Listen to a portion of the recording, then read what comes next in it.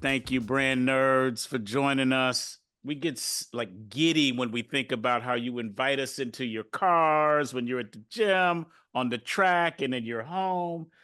You make brands, beats, and bites what it is. So, brand nerds, we say salute to you.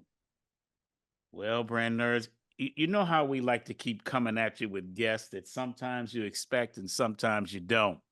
LT, I've got one word to sum up the guest today, and that word is range. Good Range. one.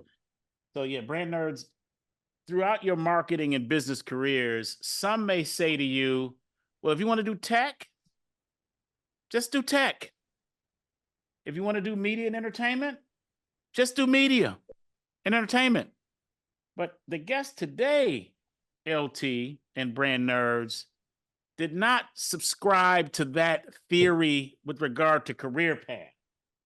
What the guest today said is, you know what? I can do a little CPG. I can do a little beverage. I can do a little QSR. And I can do a little sports and media. And so, brand nerds, with range, you have the ability to go anywhere you'd like to go in your career.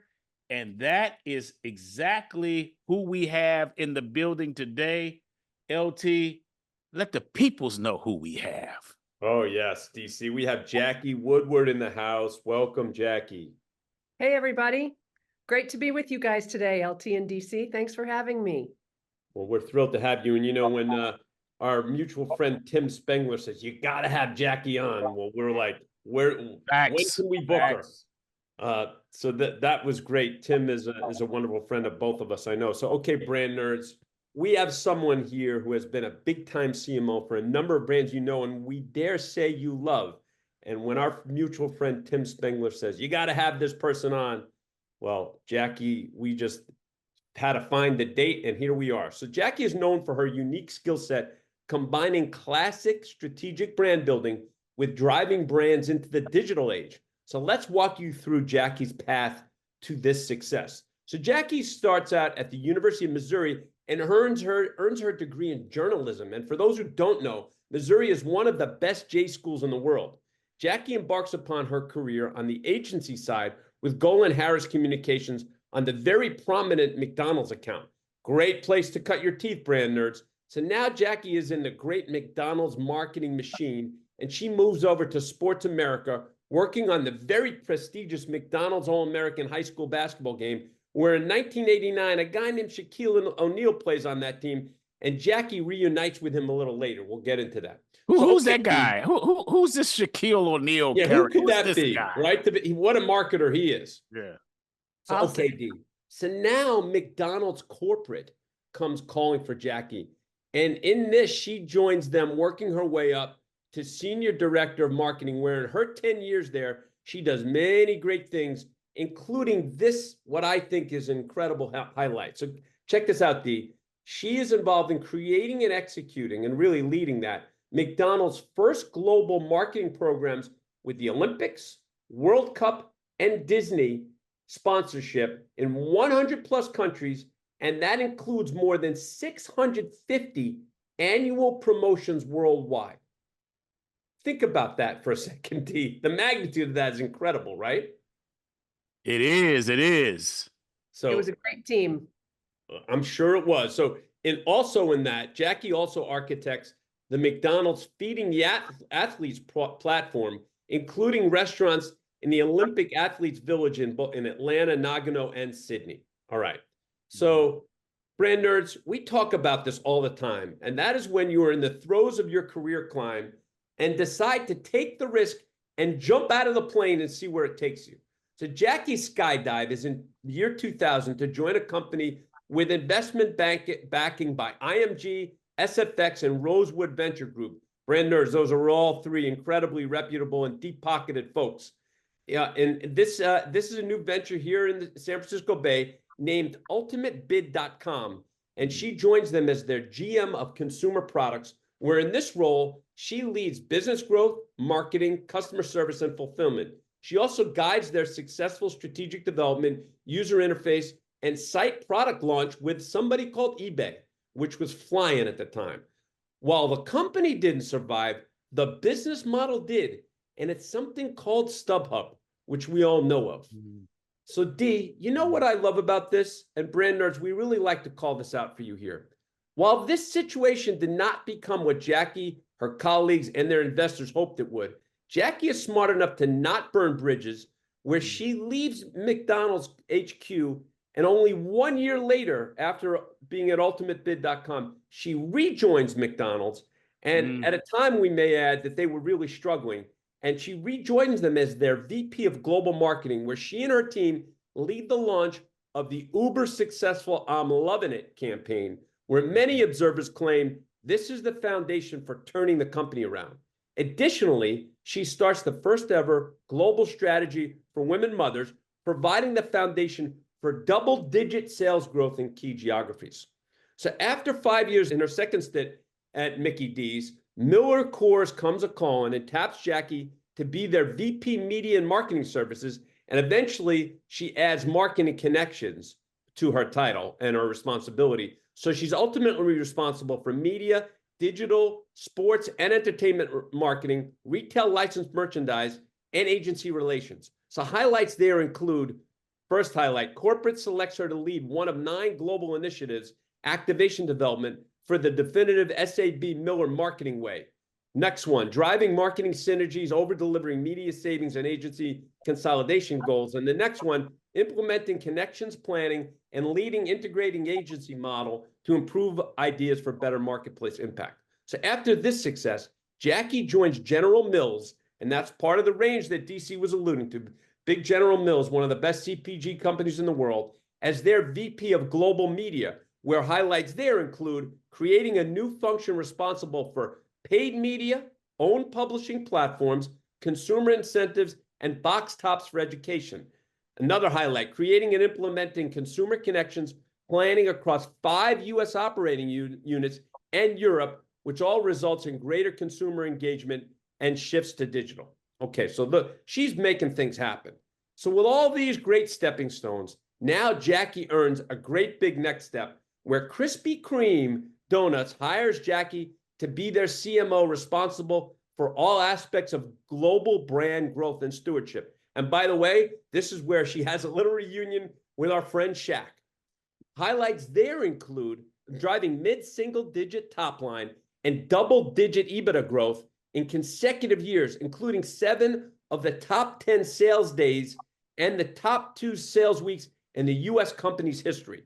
So as a now successful CMO with vast quick serve experience, Bojangles, a very popular chicken and biscuits chain in the Southeast. I went to school in North Carolina, as you know, brand nerds. And oh, Bojangles is someplace we all love, who anybody spend time in the Southeast. They hired Jackie as their CMO. In her 5 years with Bojangles, she and her team lead a new brand logo design and help grow revenues and restaurant expansion to great new heights.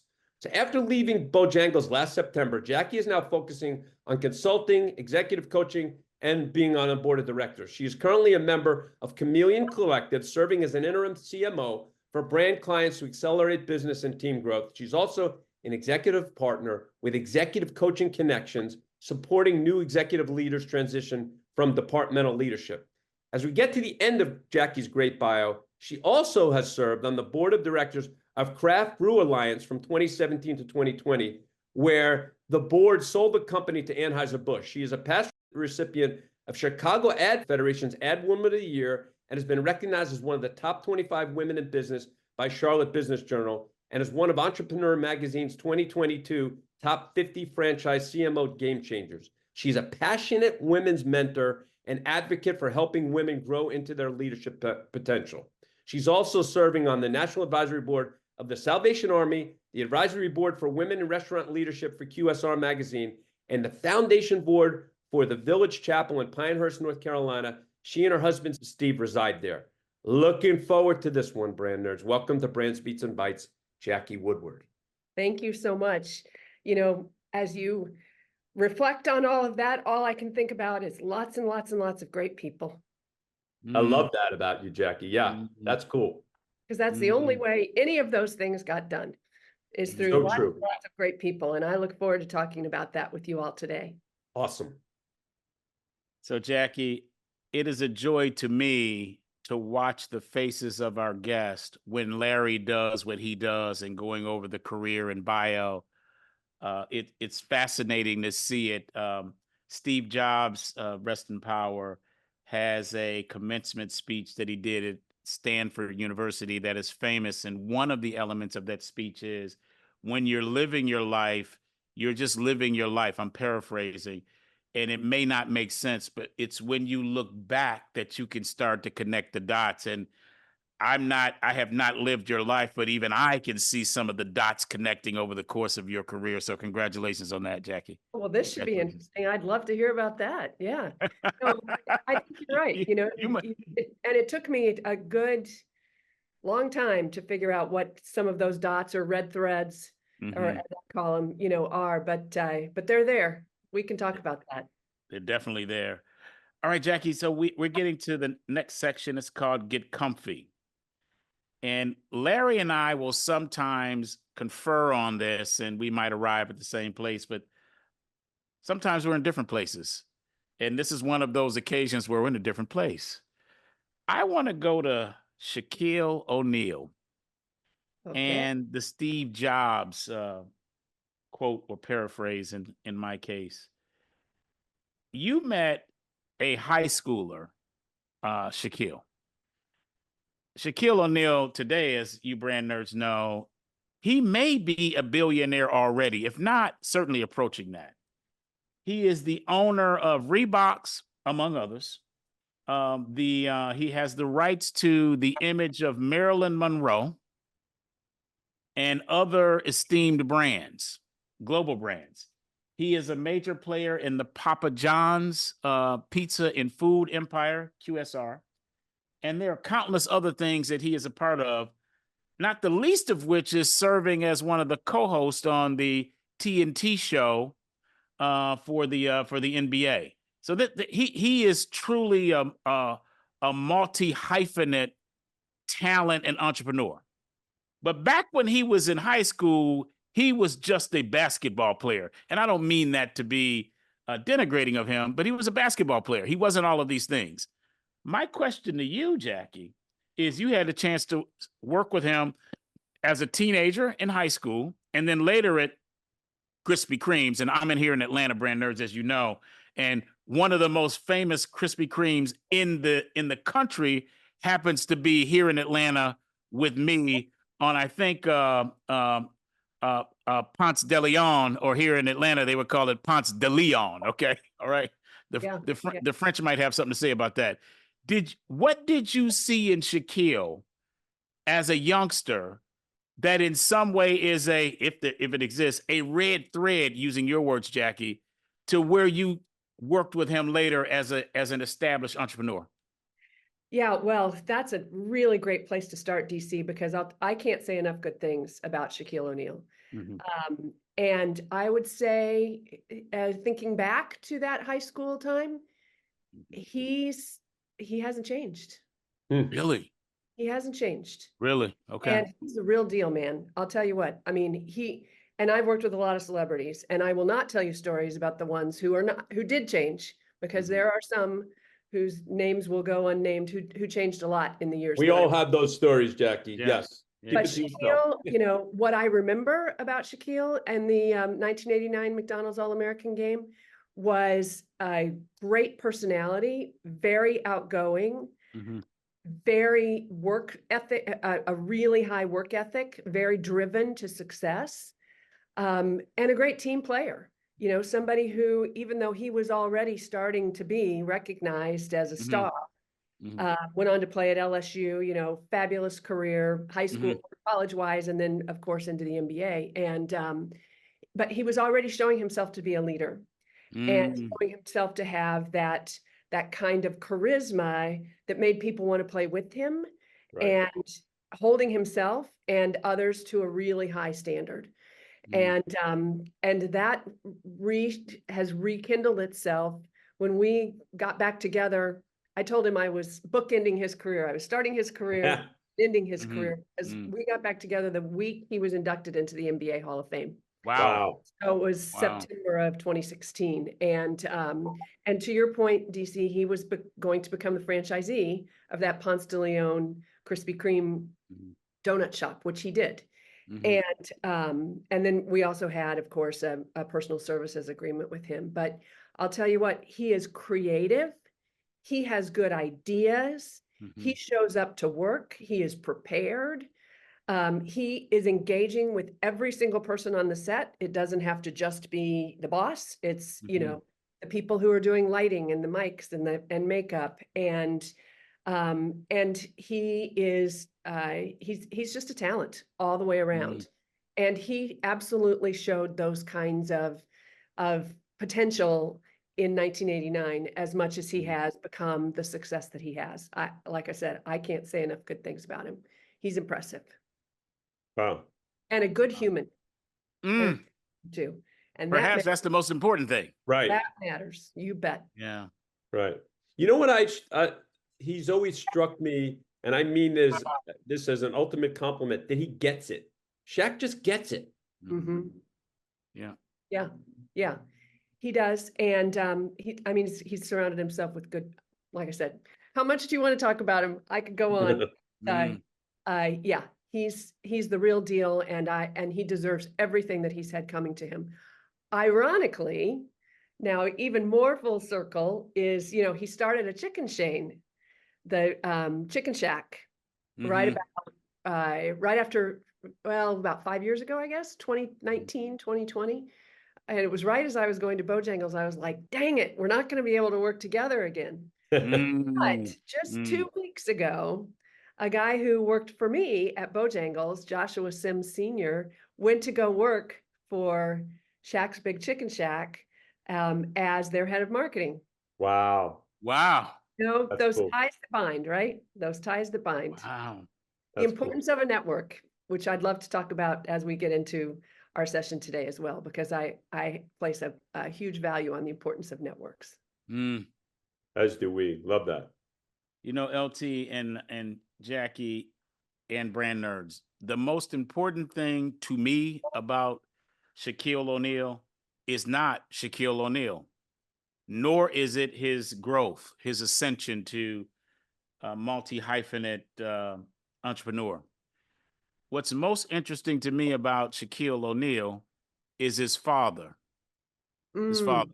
When I was coming up, there weren't many images, positive images of Black men, specifically Black fathers. And Shaquille O'Neal's stepdad, who is his father, Yes. is a military guy. Yes. And listening to Shaquille through the years talk about his dad, the reverence he had for his father, the respect he has for his father, the guidance that he listened to from his father, that really stuck out for me. And I knew that no matter what would happen with Shaquille on the court, at least I had this confidence that what I'm about to say was going to be true, and it's turned out to be this way. His success would not overwhelm the guidance from his father and his mother. Their presence seemed to be omnipresent in his life, and that made me feel good as a Black man and a lover of Black families. And that, to me, was super important and continues to be super important in my mind with Shaquille. What an awesome story. I love that, DC. It's an awesome story. And really is, and it's true, is really the embodiment of how he lives his life and how it plays out, in his engagements and his interactions and the things that he's done. Yeah. Final thing, and then we'll move to the next segment, is Shaquille, like all of us, has had some bumps in his life. Another thing I love about this brother is personal accountability. He will say to this day, with his wife, his ex-wife, former wife, Shawnee, I made a mistake. I messed that up. I was stupid. He will say that. Jackie and LT, when people make mistakes, what most of us want to do is we want to, it was this person and that person and the situation. No, Shaquille says, no, that was me.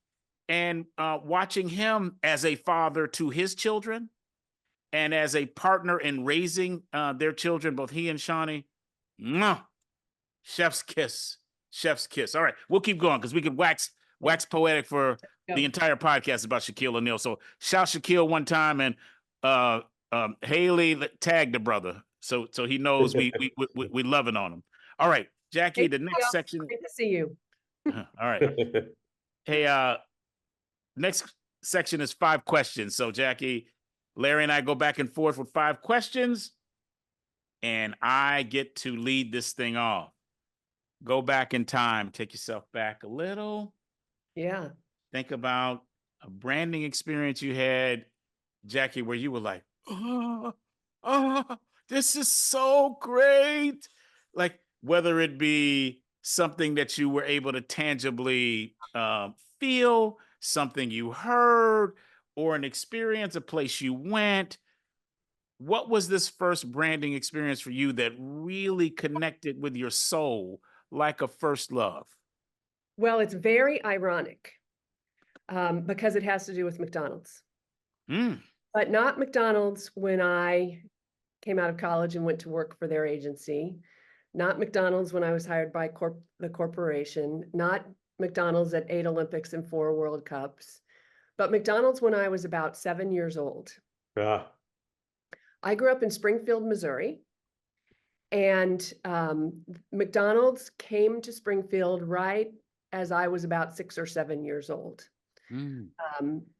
Franchise. It was a franchised restaurant. Ironically, the franchisee was the brother-in-law of Fred Turner, who was Ray Kroc's first crew person and was the second CEO and chairman of McDonald's. His brother-in-law had the franchise in Springfield, Missouri, completely ironically, and we didn't have a lot of money, and so we didn't go out to eat very often. And so going to McDonald's was a huge, huge treat for my sister and me. And there was one that was, the first one that they built was not very far from our house, and it was on a travel path that we were very frequently on. So we went past it a lot of times. And it was such a huge treat. I can't even tell you how much it meant to us when our parents said we could go to McDonald's for dinner. It was a big deal. Well, so it was on a main thoroughfare, but the road behind it was not a main thoroughfare. There were a lot of houses on it. And right behind that McDonald's on that street, there was a house, and there was a mailbox on the street.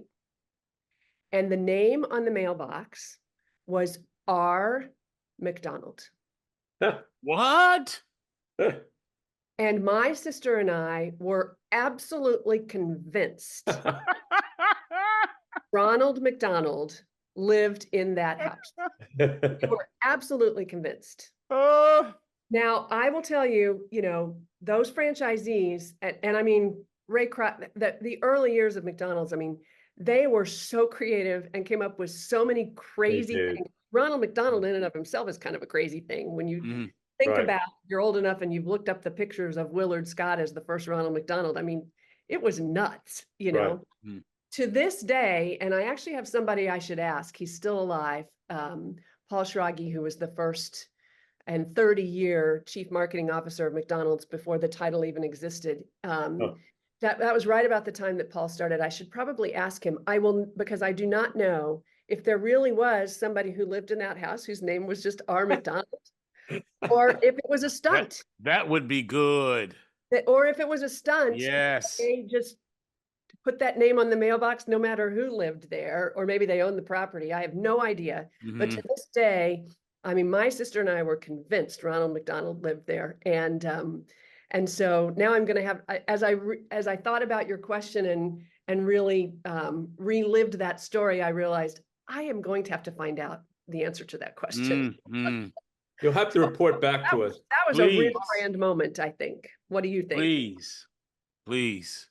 Dee, you got any response to Jackie's story? I just have a quick one. I think we're of similar generations, and I know when I was a kid, that going to McDonald's was like, I remember when the first one opened, and it wasn't even that close to me. I grew up in Westchester County, New York. The first one in Westchester was in New Rochelle. And anytime we were near there, same thing, like, oh, can we go? Can we go? And, and it was really a special place. And Dee, one of the things that they did incredibly well from the get-go was we have one of our commandments of branding is, Jackie, is thou shall have many proprietary things that people connect with. And so you think about the Golden Arches, again, straight from the beginning, right? The Golden Arches and Ronald McDonald, and that was a connection for kids and whatever. So there's a magic that McDonald's had from the beginning that was really incredible. And there was a lot of showmanship, Yep. Like I said, it wouldn't surprise me in the least if those guys had paid somebody $10 to put our McDonald on their mailbox. That would be great to know. Okay, I'm going to go to the next question, Jackie. So who has had or is having the most influence on your career? Well, Paul Schrage, who I just named, is right at the top of the list. I mean, Paul was the head of marketing at McDonald's from 1967 to 1997. For any of you chief marketing officers out there, can anyone imagine having that job for 30 years? Wow. No. And never had the title of chief marketing officer, but that's what he was. And so I joined the company in 1990. So I had the benefit of, his last years, and he really mentored me. Like I said, I'm still in touch with him. He lives in Scottsdale. I just spoke with him about 3 months ago. And so he had a saying, and I'm a big quotes person. He had a big saying around think like a brand and act like a retailer. Mm-hmm. And I still apply that in my work every day. Think like a brand, act like a retailer. Two others come to mind. The second is sort of the McDonald's triumvirate of Larry Light, Charlie Bell, and Dean Barrett. Of course, Charlie Bell was president, chief operating officer. Larry was chief marketing officer during the early 2000s. And those two men, both of them now deceased. Larry just left us a couple of months ago. Charlie was the wild story of dying about 18 months after the launch of I'm Loving It at the ripe age of 45. Oh. Still miss him every day. Those two men had so much courage and so much gumption to pull that system together in the turnaround that it has now been written as. It was an ad campaign disguised as a turnaround. And Dean Barrett was my boss at McDonald's for 15 years. And so through all of those moments, I mean, Dean was a trailblazer. He was persistent. He always had the next idea. You could not turn this guy off. He taught me so much about business, but also about culture and the importance of persistence and the importance of thinking through every single possible nuance that could happen at an Olympics, for example. He knew no bounds.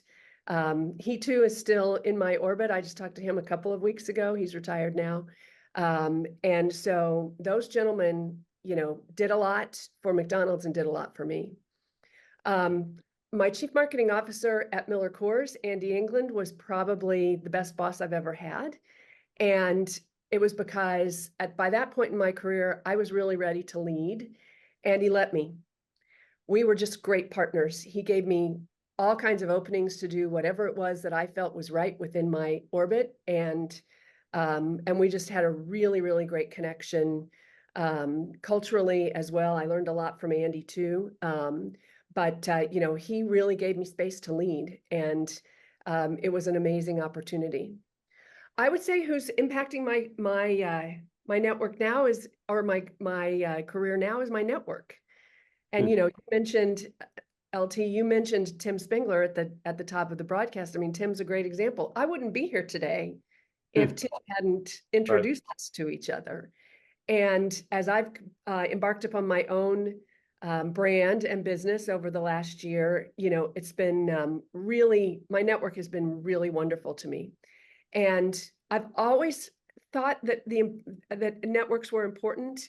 I'm a very curious person, and I place a high degree of importance on curiosity, because I think that's where answers come from. You know, no one has all the answers, but if you're curious and you are involved with people and you are outside looking at ideas and thinking about why do people do things the way they do them, then I think that's where answers come from. And so when I was at General Mills, I had a guy who I'd not worked with before, but we became great friends. We came in together, me on the media side, him on the creative side, to help really rejuvenate those brands.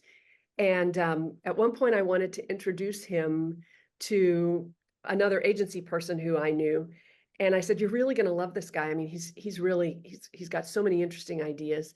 Mhm. And my friend, Michael Fanuel, Michael said, well, of course he's interesting, Jackie. You collect interesting people. Mm, mm. And so, you know, some people call it, I mean, the official word is a network, but I just like to think I collect interesting people. And so I never really built a network expecting that it was going to pay me back, but Right. it is. Right. It's paid me back over decades in ideas and sounding boards and just interesting people and curious thoughts. But now, you know, being able to reach out to people and network in ways that is generating business for me and results for them, as well as just having the opportunity to talk about, like we're talking about today, what is the world offering to marketers these days, and how should we think about it, and how should we pass that along to the next generation, because it's coming up fast. It's coming up fast. Yeah, that's awesome. Mm. D, anything to add? Not for me. I'm ready to go to Great the next stuff, question. Jackie. Yeah, let's do the next question. Okay. All right, Jackie. Given your range of experiences, the successes you have had are voluminous. But this next question has nothing to do with any of those successes, Jackie. What the brand nerds want to know is, what was your biggest F up? And importantly, what did you learn from that single? Like, you might have 8. Okay, I don't know how many you got, but give us the one. Yeah. Well, now you're going to start to understand that one of my red threads is people. Between my network that I just talked about, my collection of interesting people, Mhm. my passion for women's leadership, but I would say, and you know, this was a hard question for me because I'm an optimist, and so another one of my favorite quotes comes from Colin Powell. He said, "Optimism is a force multiplier." And so I don't look, you know, some people would say, well, Ultimate Bid failed. That must have been a big F up. I learned so much. Mm-hmm. Now, we had to move out to San Francisco for 7 months and then move back to Chicago. So, you know, thankfully my husband's still married to me. Some people could say, you know, well, whenever that might be the biggest one, or the risk of, you know, the launch of I'm Loving It or something. But I would say the biggest one is in people. Mhm. Because I'm such an optimist, I think the best of everyone. Mm. And people like Shaquille O'Neal deserve that kind of respect, but not everyone does, unfortunately. Right. Mhm. And so, you know, I can tell you one of the, I have bounced around a lot. I get bored easily, some people like to say.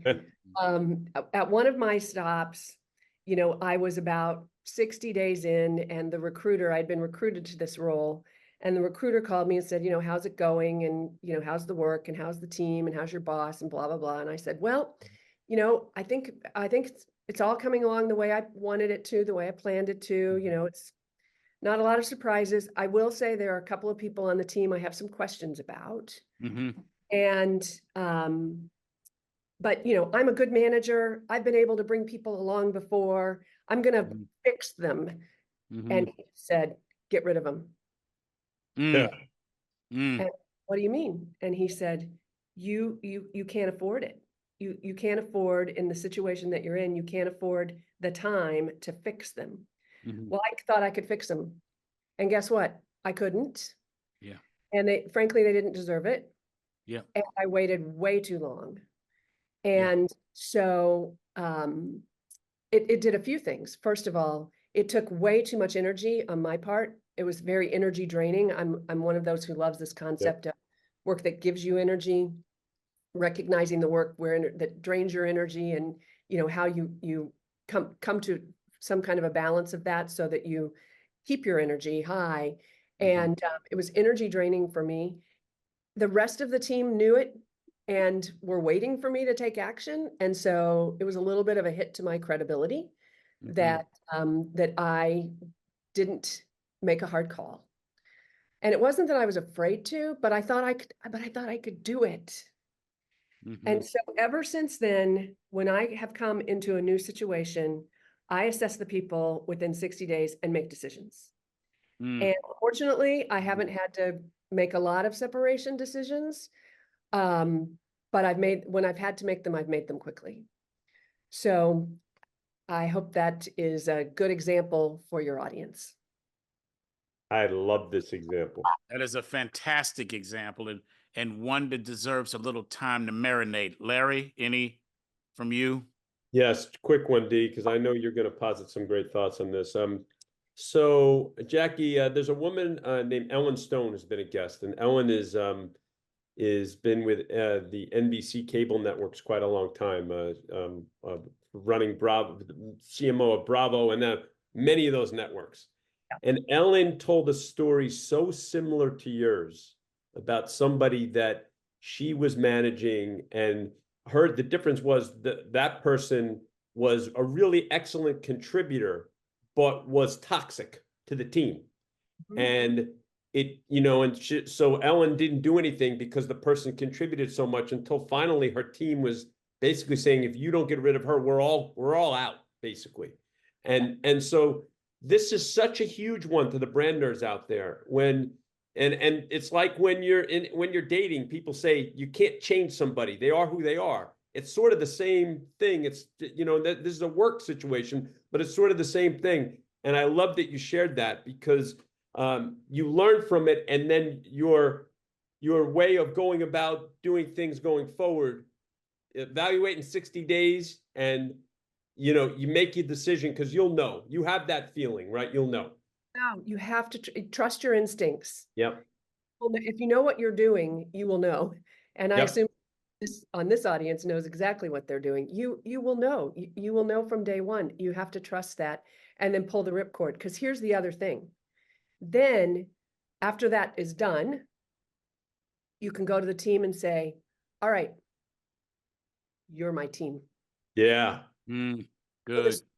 Because anytime there's a new leader, whether it's a C-suite leader, it's a new leader. I mean, earlier, not when I was a C-suite leader, but just into one of my new businesses. I mean, on day 3, I had a fairly outspoken direct report say in front of a bunch of people, so you're our leader now. What's your expectations of us? She verbalized what everybody else was wondering, right? And so they do wonder, and they don't know, how do you think about me? So the sooner you can rip out the toxicity and be able to say then, okay, we're done. Let's move forward. You just watch people's shoulders come down, and now they're going to work, and now they're going to work for you, and they're going to be, much more loyal, and be willing to work hard, and be willing to be a part of a team, because they know, you as a leader have made a decision. Great stuff. All right, Jackie. The way you have walked through this answer is unlike anything we've heard on this podcast. Ellen's piece, to which Larry noted, was close, but this was more detailed. Yep. So I want to ask you a couple of questions, and if you could give me a quick, pithy answer, that'd be great, until we get to a place where I'm like, okay, now let's open this thing up. The first is, you said, when you did not fire them, you did not get rid of them, you said your reputation took a bit of a hit. What specifically happened to your reputation? People wondered about my leadership. I mean, supposed to make tough decisions, right? So people, well, is she going to be willing to make a tough decision? she may need to make tough decisions that'll defend us, those of us who Mhm. are on the team. Is she going to Mhm. defend us the way Mhm. she's defending something that clearly doesn't deserve defending? And the Mhm. other thing is, does it calls into question, does she really know what she's doing? Mm. Can't she Mm. see? Mm. Because Yeah. it's like it's like a snowball. I mean, if you can't see that, then Right. what missing too? Yeah. So it Mm. just doubt and and credibility. And that's why I think the sooner you can make tough decisions, by the way, whether they're people decisions or budget decisions, Yeah. Sure. Mhm. you know, whatever they are, you make the tough decisions first, and everybody sits up and goes, oh, she is in charge, man, and I like where this is going. Let's go. Okay. Okay. Right. All right. Another question here. After you were told, or you felt that people wondered, can you make the tough decisions? Had you ever been told that before in any other part of your career? Hmm.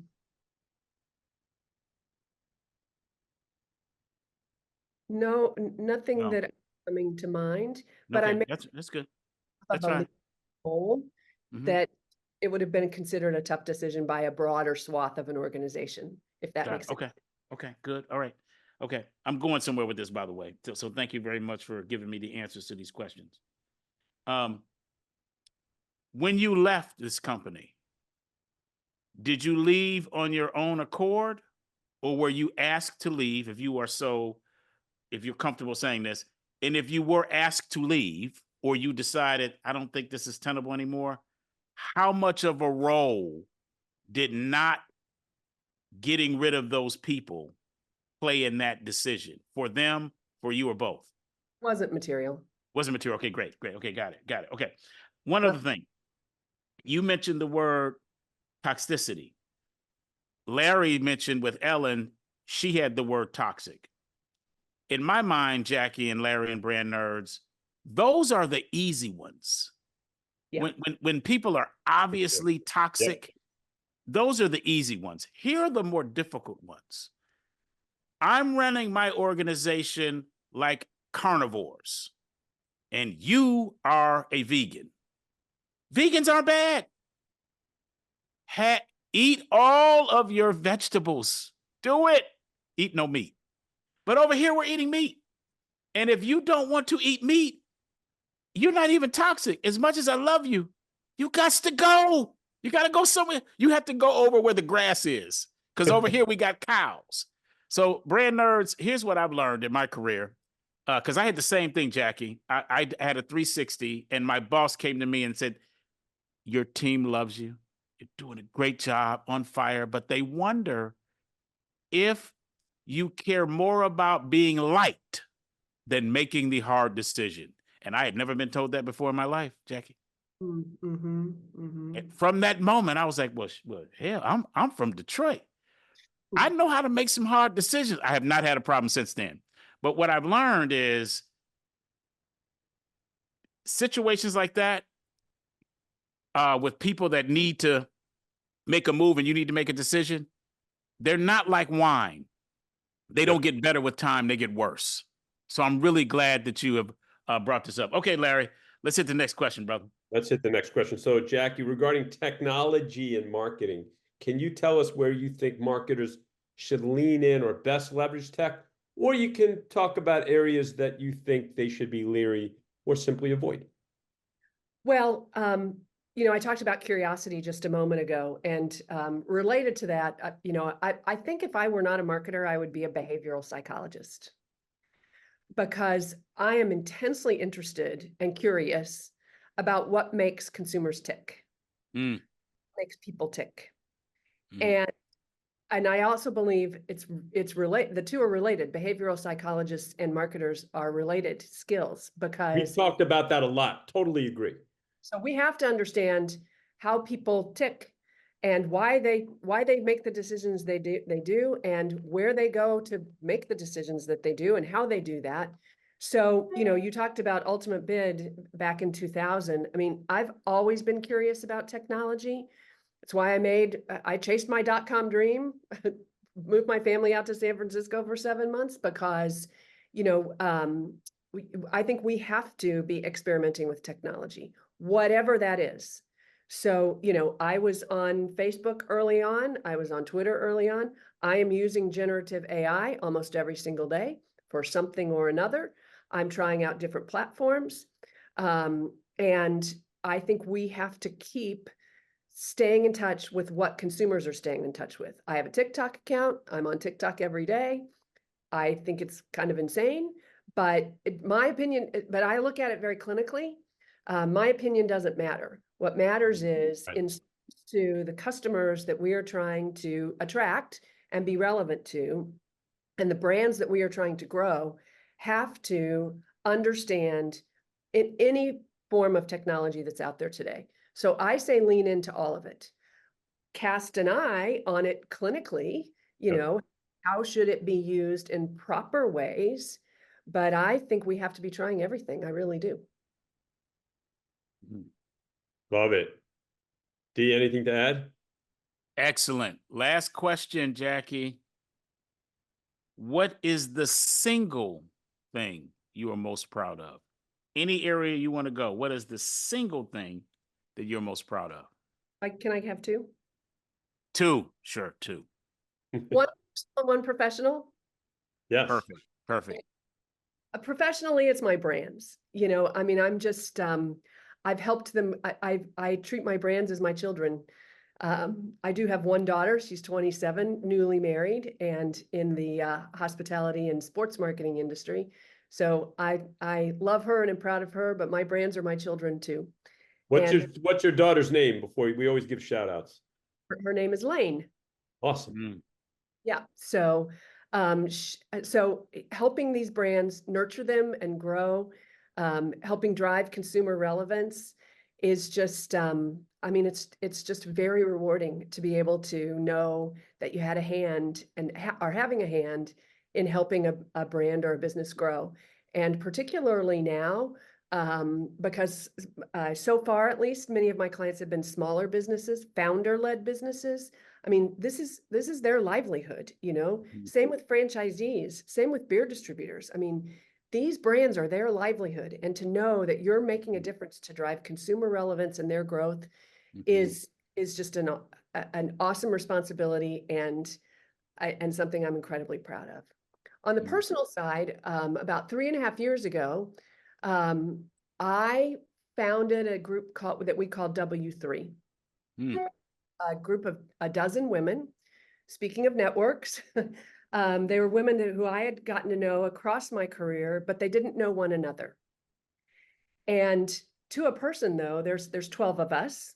To a person, they had said to me over the years, Jackie, how do I create a network? You're so good at networking. How do I create a network?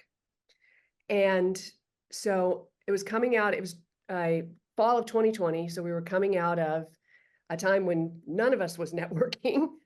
This and really a need for human connection. And so in the spring of 2021, the 12 of us gathered in Charleston for a weekend of enrichment. I had some guest speakers. We built personal brands together. We just had fun cooking together. We shopped together. And I made sure each one of them, I chose them very carefully. I made sure that each one of them knew at least one person, so they weren't, jumping in cold, and they all knew me, but no one knew everybody except for me. And I paid for it. It was that important to me. And the other thing, speaking of my daughter, is since my daughter's in the hospitality marketing industry, she put it on for me. So I got a chance to see these remarkable women just coming together and being thoughtful about themselves, thoughtful about the relationships they were creating. And we've now been together 4 times. The W3 stands for Woodward Women's Weekend. So wow, creative, I have to say. But this group of women has become so meaningful to one another, to my daughter and to me, it is a gift. It is truly a gift. That is so cool on so many levels. It really is. And you know, brand nerds, when you think about what that means to Jackie, and I think she's just told us she paid for it, not for any kudos, but to just tell us how important it is, you know, that says how important it is to you. And man, that's wonderful. I thank you for sharing that. Thank you. A very pretty much. great group of people, and I'm just fortunate to have them all in my lives. That's awesome. Dee, anything else to share? Oh, go ahead, Jackie. Personal and professional. Yeah, there you go. That was great. Those were two great. Dee, we ready to move to the next segment? Let's do it. Dee, Jackie, what's poppin'? What's poppin'? Jackie, this is our chance to shout out, shout down, or simply air something happening in and around marketing today that we think is good fodder for discussion. And Jackie, I think you got a good one for us. The floor is yours. Definitely. I have just finished a great book called The Power of Instinct that was written by my friend Leslie Zane, another woman in my network, Awesome. who's had her own company called Triggers for more than 30 years, working for some of the best brands across the globe. And it's the subtitle is The New Rules of Persuasion in Business and Life. Talking about behavioral psychology just a few minutes ago, she has applied neuroscience to her research efforts. So they're a research and brand firm. And they have applied neuroscience to their efforts with incredible success for many, many years. And it really turns marketing on its head. Challenges every possible category convention around how you should drive memorability, persuasion, and getting to purchase intent. It's all in our brains. She has some really interesting thoughts around the connectomes. I was thinking about it, LT, when you were talking about McDonald's. I mean, a perfect example of the power of instinct is those golden arches, is Ronald McDonald buildings, is the Big Mac, and how those create both positive and negative interactions in your mind, and how a brand is actually built in people's minds is fascinating. And so, and it's changing how I'm thinking about some of my clients. So I really encourage you to read it. You got me intrigued. We're definitely going to check it out. As you were describing that, I'm struck. We're big fans of Malcolm Gladwell and his book Blink, which gets to, you know, a lot of times we overthink things, right? And I think part of where it sounds like where Leslie's going is we have intuitive powers that we too often, you know, let our logical side take over when intuition might be driving you to something that, you know, logically doesn't make sense, but intuitively does.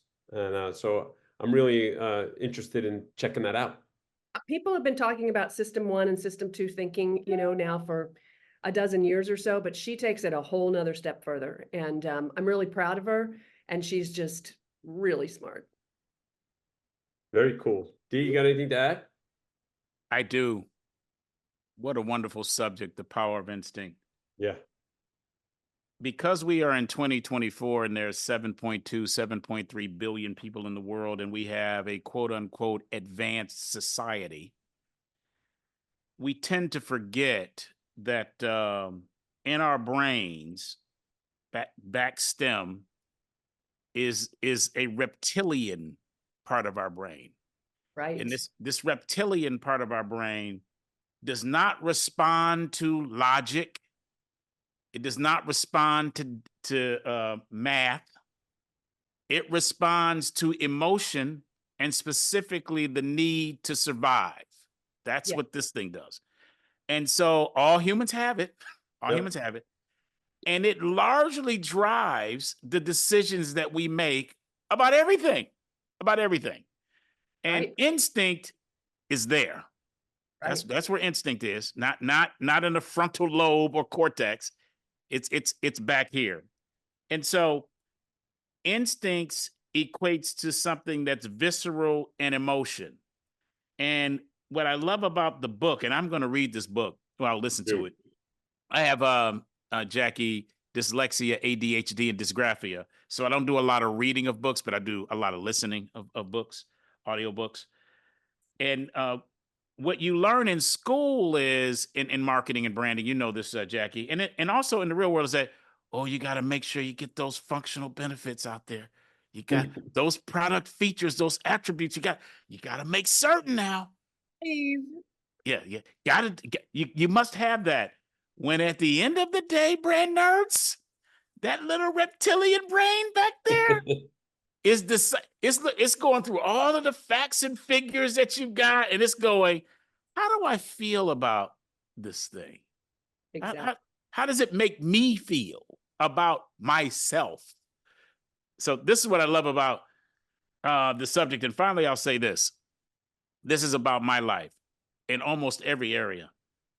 The number of times in my life that my instincts have told me to do something, and I rationalized myself into not doing it, where my rational brain was right and my instinctual soul was wrong. The number of times that's happened is zero. Yeah. Yeah, it's 0 times. So love the subject. Love it. Yeah, and just to add to that, D, I think you're totally right. The problem I have, I totally agree with what you're saying, but sometimes your rational brain is so strong. Oh, yeah.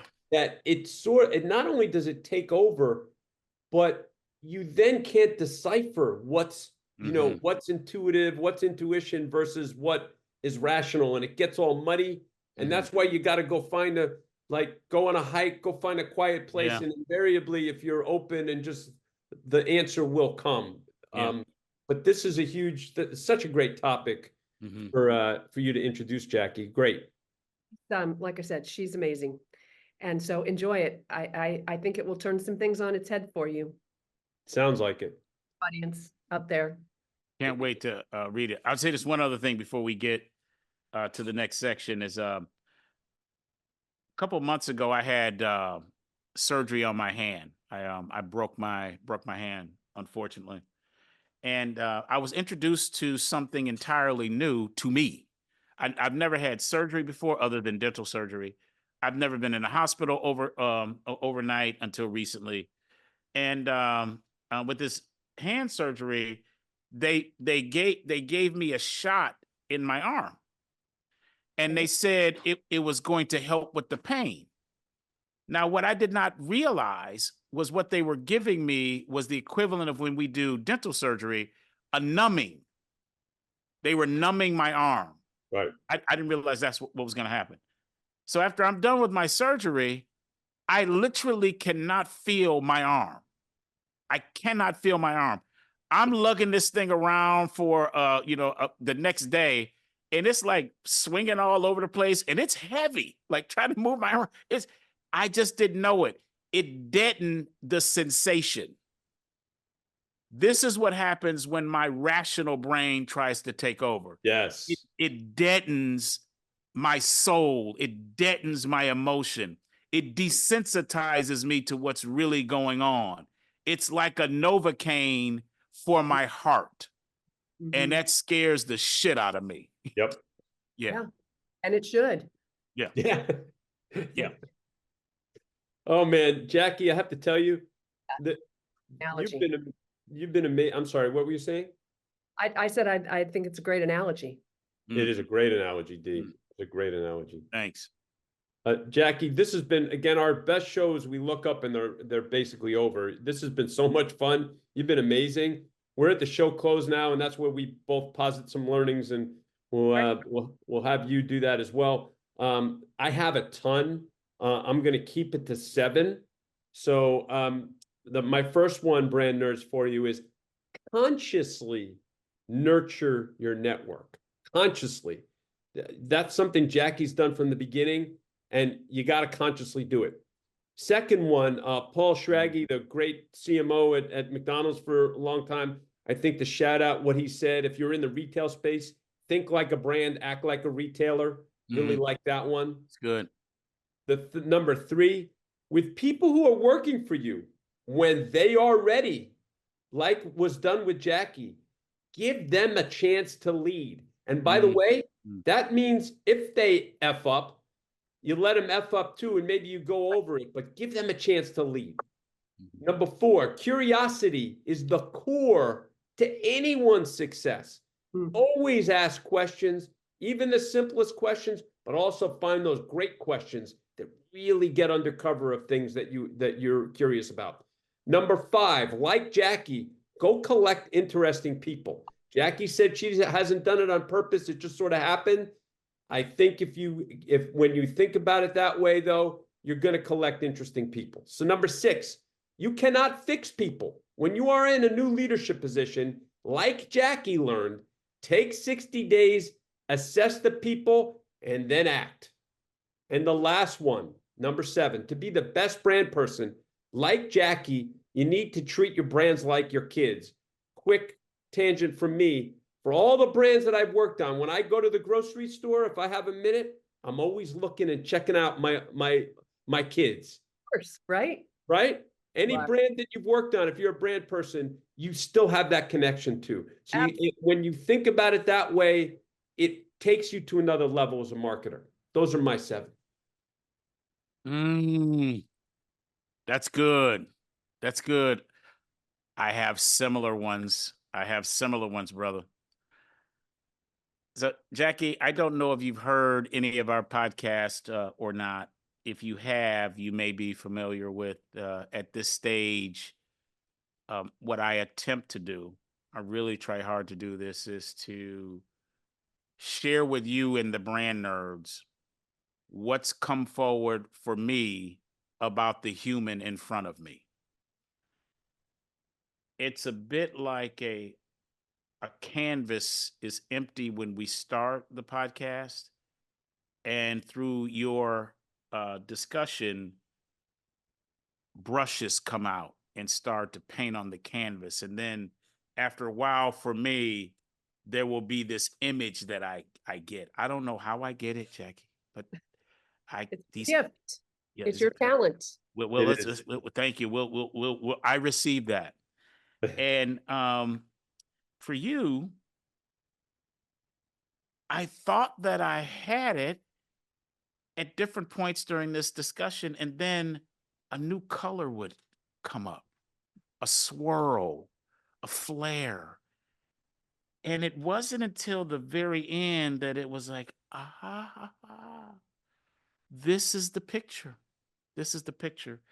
So let me share with you where I've arrived about you, Jackie Woodward, and the unique thing that you have for the world. Okay.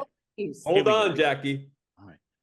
All right. So on the question about your favorite brand, you talked about your 7-year-old self in Springfield, Massachusetts. You see this McDonald's. You didn't say this. I'm going to add to it. The gleaming McDonald's. You and did you say it was your sister? Yes. Yeah, you and your sister. In Missouri. What's that now? Springfield, Missouri. Yeah. What did I say? Massachusetts. Okay. Springfield, Missouri. Sorry. Springfield, Missouri. Thank you for correcting me. You and your sister see this gleaming McDonald's on the main thoroughfare, but behind it, there's a street of houses, not the main thoroughfare.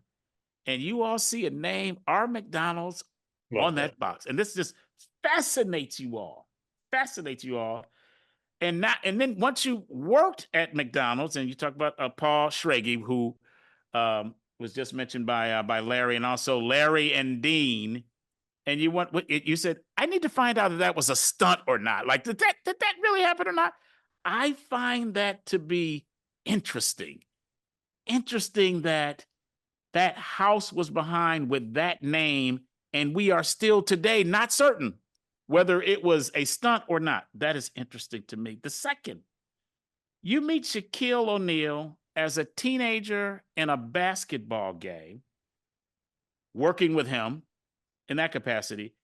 Then you work with him again as an entrepreneur with Krispy Kreme. The fact that you saw him at and met him as a young person and worked with him, and then met him again and worked with him again as an adult, and that you could see he's the same guy when we know many celebrities change, and you said that, and Larry has said that as well, that is also interesting. On your biggest F up, the fact that your recruiter said to you at the 60-day mark, and you mentioned there are a couple people here, you know, I'm not so certain of them. He said, get rid of them, and you didn't. And you later learn from that you've got to make these tough decisions early, and the impact that has on a team, like, oh, okay, she's in charge. We're gonna follow her. That is also interesting. And then you got to W3, Woodward Women's Weekend.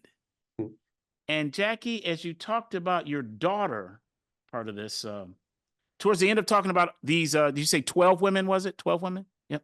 There's 12 of us. Yeah, 12 of you. You started to get choked up. Yeah. Yeah, you started to get choked. So the emotion associated with that particular network was, again, interesting. And then finally, one of the people you worked with said to you, when you said, you should meet this person, and he said, yeah, of course I'll meet them. Jackie, you collect interesting people. All right. Every one of these examples, the red thread, using your word, to me, Jackie, is the word interesting. Oh, okay. That is the word. Interesting. Yeah, exactly.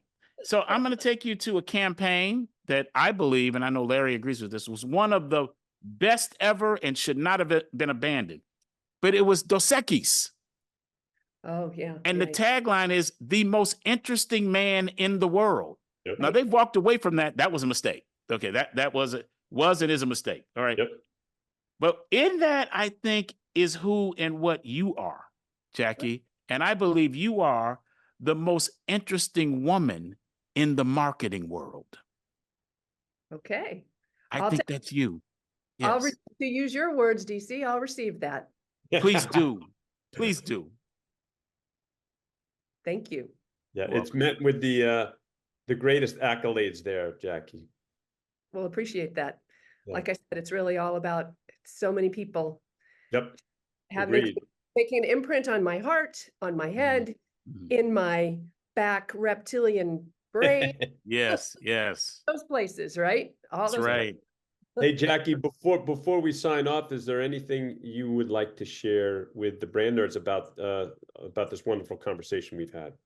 Yeah, there's one more thing that's really more career driven, I guess I would say, than some of the conversation that we've had thus far. When you were talking earlier, Larry, about, you know, the things that I've done with my career, the red thread there is to raise your hand and do the jobs nobody else wants to do. Good one. That's a great one. Okay? When you're in a CPG or a pure brand organization, like some of the ones I've been in, you know, you come in as an associate brand manager with your newly minted MBA, and you're going to be two associate managers, and then you're going to get promoted to a brand manager. You're going to do 3 brand manager roles, and then you know, it's still a ladder. As much as people would like to talk about the lattice and that kind of stuff, it's still a ladder. Yep. And and at McDonald's, you know, same thing. You got it, even though it's not a typical brand organization, you're working on innovations or you know, whatever. Nobody, believe it or not, nobody wanted to do the sports stuff. Wow. It didn't. Where was it taking my career? You know, where it's taking your career is into lots of interesting places, because you're doing things that where usually there's a blank sheet of paper. You know, we used to talk in one of the companies I was in. We wanted brand managers to take on brands that were in trouble, and we had to figure out how to compensate and incentivize them differently, because nobody wants to work on a brand that's in trouble. Right. Everybody wants to work on the big brands, the super successful brands, so that I can just keep on being successful. No, the power of a turnaround, and I'm kind of a turnaround artist. The power of a turnaround is it feels even better. Is it hard? Is it risky? You bet it is. But sign up for it because it's interesting. You meet much more interesting people. You will challenge yourself like you've never been challenged. You'll be frustrated beyond belief. And then it happens and it's amazing. So raise your hand for the jobs that nobody else wants. That's a great capper, Jackie. Fantastic. Great capper. Brand nerds, heed Jackie's advice. Heed it. And that's going to go to our show close. Thanks for listening to Brand Speaks and Bites. The executive producers are Jeff Shirley, Daryl D.C. Cobbin, Larry Taman, Haley Cobbin, Jay Tate, and Tom Dioro. The Podfather. That is he. And if you do like this podcast, please subscribe and share. And for those on Apple Podcasts, if you are so inclined, we love those excellent reviews. We hope you enjoyed this podcast, and we look forward to next time where we will have more insightful and enlightening talk about marketing.